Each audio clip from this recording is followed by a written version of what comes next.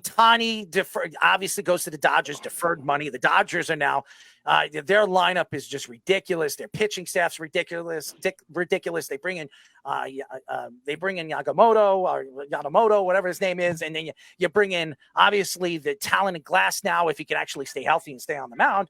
I mean, this is a pretty good rotation, but we know there could be a few pitchers that are not going to start the season on that pitching staff.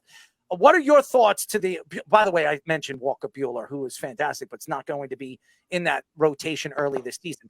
What are your thoughts to the offseason for the Dodgers? Do you think that this makes and puts the Dodgers over the top in the National League?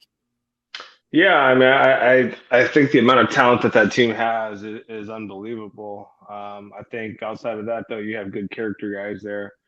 I think with Mookie and having Freddie there already, having Jason Hayward coming back, you already have character guys. You throw in more talent on top of guys that have a ton of talent, future Hall of Famers, plus good character guys.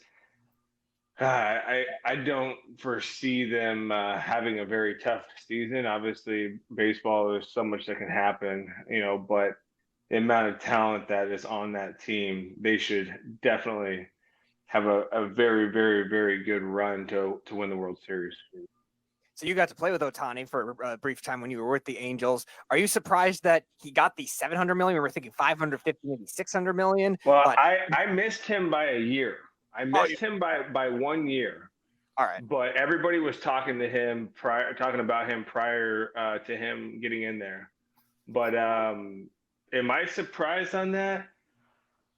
I don't know. The talent that he has is through the roof. It's it's unheard of to throw 100 miles an hour and hit 40 home runs. Like it's to do one of those on its own is an unbelievable player. To be able to have both of them in one athlete is extremely special. The contract size, I was kind of surprised. If you just think about a few years ago how they were calling 30 years old, and having had a Tommy John and now having a second, for them to say that 30 was old 4 years ago and now it's not, I guess it depends on who they apply it to. I think he's going to be great through his contract. I mean, obviously it's going to run through about 40 years old, but this is a guy that everything I've heard about from his teammates and guys that I know that have played with him or I've been on the field with him have said, this guy's a physical specimen. The way, as big as he is, as strong as he is, the way he moves. So I think it's a guy that will be productive all the way through his contract, to be honest. What are your thoughts to Blake Snell? What do you think Blake Snell thinks he's going to get? What does Scott Boras thinks that Blake Snell is going to get if we go into spring training right now and he's not signed? I don't know. I don't know what Scott Boras is thinking.